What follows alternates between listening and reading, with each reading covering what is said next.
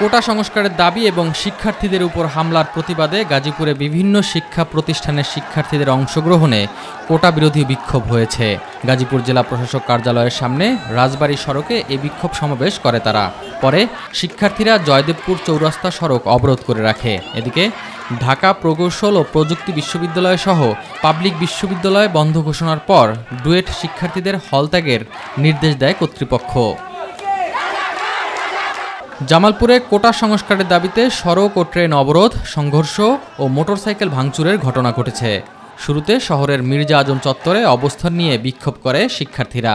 তাতে 1.5 ঘণ্টা জামালপুরের সাথে মেলান্দহ, ইসলামপুর, দেওয়ানগঞ্জ ও মাদারগঞ্জ উপজেলার সড়ক যোগাযোগ বন্ধ থাকে। এরপর মিছিল নিয়ে শহরের শেখেরভিটা রেল ক্রসিংয়ে অবস্থান নেয় এবং ঢাকা থেকে ছেড়ে আসা দেওয়ানগঞ্জগামী কমিউটার এক্সপ্রেস ট্রেনে পাথর নিক্ষেপ করে হামলা চালায় আন্দোলনকারীরা। এতে ট্রেন চালক ও সহকারী সহ বেশ কয়েকজন আহত হয়। আধা ঘণ্টা ট্রেনটি আটকে রাখার পর অবরোধ তুলে নেয় শিক্ষার্থীরা। ফেনীতে সাধারণ শিক্ষার্থীদের প্রতিবাদ মিছিলে হামলার ঘটনা ঘটেছে। এতে এক পুলিশ সদস্য সহ অন্তত 15 জন আহত হয়েছে। শহরের ট্রাঙ্ক রোডের শহীদ মিনার এলাকায় এ ঘটনা ঘটে। ফরিদপুরের ভাঙ্গায় কোটা সংস্কারের দাবিতে সড়ক অবরোধ ও মিছিল করে শিক্ষার্থীরা। পরে পুলিশ এসে আন্দোলনকারীদের ছত্রভঙ্গ করে অন্তত 10 জনকে আটক করে। ঘটনার পর 4 জন ম্যাজিস্ট্রেটের নেতৃত্বে 2 প্লাটুন বিজিবি ও 1 প্লাটুন পুলিশ মোতায়েন করা হয়। কোটা বৈষম্য নিরসন ও 24 ঘণ্টার মধ্যে মামলা প্রত্যাহারের দাবিতে সাতক্ষীরা জেলা প্রশাসকের কার্যালয়ের প্রধান ফটক থেকে গণপদযাত্রা অনুষ্ঠিত হয়েছে। বৈষম্য বিরোধী ছাত্র আন্দোলন সাতক্ষীরা জেলা শাখার আয়োজনে পদযাত্রাটি শহরের সিবি হাসপাতালের সামনে আসলে ধাওয়া পাল্টা ধাওয়ার ঘটনা ঘটে।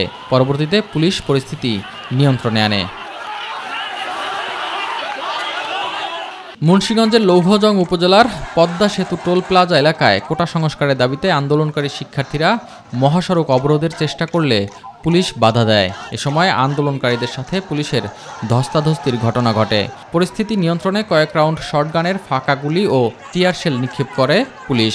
এ সময় মহাসড়কে প্রায় আধা ঘণ্টা যানবাহন চলাচল বিঘ্নিত হয়।